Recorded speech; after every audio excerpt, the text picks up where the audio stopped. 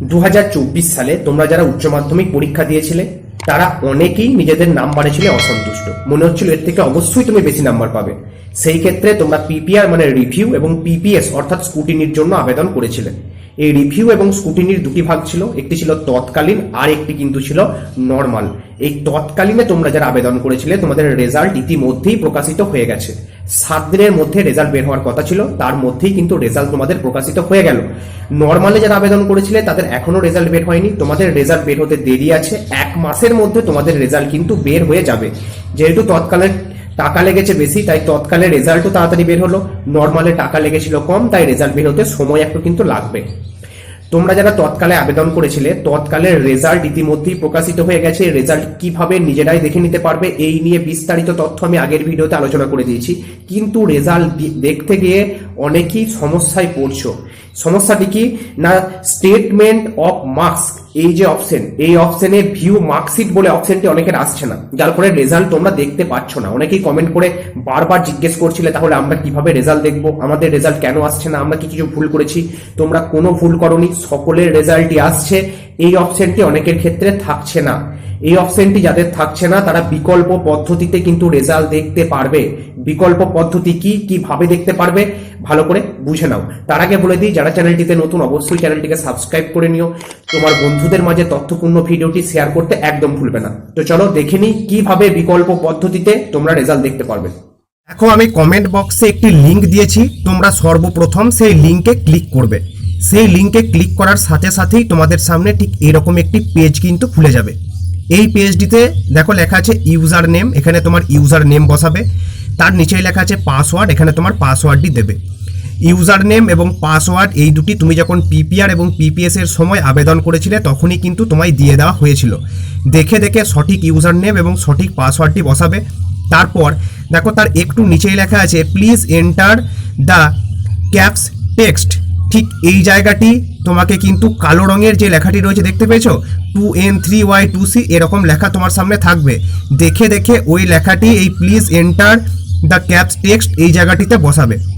বসানোর পর তার নিচে দেখো সাইন ইন বলে একটি বাটন রয়েছে নীল রঙের, এই সাইন ইন বাটনটিতে ক্লিক করবে। ক্লিক করার সাথে সাথেই তোমার সামনে ঠিক এরকম একটি পেজ খুলে যাবে। এই পেজটির একটু নিচের দিকে যাবে, একটু নিচের দিকে গেলেই দেখতে পাবে লেখা আছে ফর্ম স্ট্যাটাস। সেখানে লেখা আছে রিকোয়েস্ট টাইপ, মানে তুমি কি করতে চেয়েছিলে পিপিআর না পিপিএস।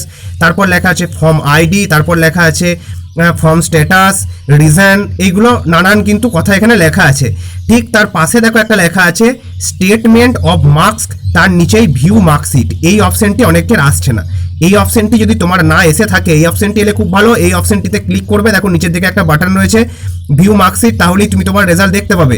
এই অপশনটি যদি তোমার না এসে থাকে সেই ক্ষেত্রে বিকল্প রাস্তা হচ্ছে এই ফর্ম আইডি বলে যে অপশনটি রয়েছে, এই ফর্ম আইডির নিচে তোমার নীল কালিতে আইডি লেখা রয়েছে, এই নীল রঙের যে আইডি এইটিতে তুমি জাস্ট একবার ক্লিক করে দেবে। এই ফর্ম আইডিতে ক্লিক করার সাথে সাথেই তোমার সামনে কিন্তু ঠিক এইরকম একটি পেজ শো করবে।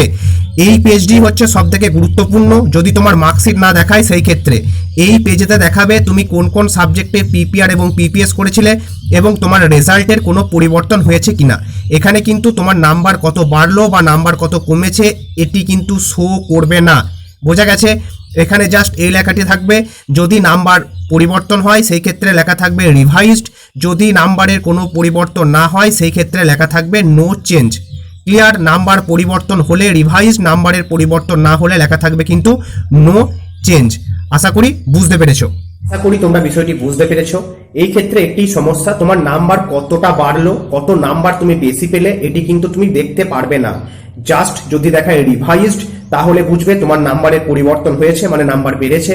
যদি দেখায় নো চেঞ্জ তার মানে তোমার নাম্বারের কোনো পরিবর্তন হয়নি, যা নাম্বার তুমি আগে পেয়েছিলে সেটিই থাকছে। যদি নাম্বারের পরিবর্তন হয় সেই ক্ষেত্রে তোমার হাতে এখন যে রেজাল্টটি আছে এবং তোমার হাতে এখন যে উচ্চ মাধ্যমিক পাস সার্টিফিকেট আছে এটি তুমি তোমার স্কুলের শিক্ষক মহাশয়দেরকে গিয়ে জমা দেবে। শিক্ষক মহাশয়রা 1 সপ্তাহের মধ্যে তোমাকে নতুন রেজাল্ট এবং নতুন উচ্চ মাধ্যমিক পাস সার্টিফিকেট এনে দেবেন। বোঝা গেছে? তোমার নাম্বার যদি দেখায় নো চেঞ্জ তার মানে কোনো পরিবর্তন হয়নি, তোমাকে কিচ্ছু করতে হবে না। তুমি যে রেজাল্ট এবং উচ্চ মাধ্যমিক পাস সার্টিফিকেট পেয়েছো এটি নিয়েই তোমায় সন্তুষ্ট থাকতে হচ্ছে। কিন্তু নাম্বার বাড়ার সুযোগ থাকছে। তুমি চাইলে আরটিআই করতে পারো, আরটিআই করে খাতার জেরক্স নিজে হাতে নিয়ে দেখতে পারো। সেই ক্ষেত্রে যদি মনে হয় হ্যাঁ আমার নাম্বার বাড়ার জায়গা রয়েছে, তখন পর্ষদ অফিসে গিয়ে আরেকবার আবেদন করবে। তাহলে তোমার খাতাটি নতুন শিক্ষক মহাশয়দের দ্বারা প্রথম থেকে শেষ পর্যন্ত পুনরায় খুঁটিয়ে খুঁটিয়ে দেখা হবে। ক্লিয়ার? তুমি কিভাবে আরটিআই করবে এই নিয়ে বিস্তারিত তথ্য আমি আগে আলোচনা করে দিয়েছি, পারলে ভিডিওগুলো একবার দেখে নিও। আজকের মতো এটুকুই। আর হ্যাঁ, যদি এই পিপিআর পিপিএস এর রেজাল্ট দেখতে কোনো অসুবিধা হয় অবশ্যই কমেন্ট করে জানিও, আমি তোমাদের সমস্যা দূর করার অবশ্যই কিন্তু চেষ্টা করব।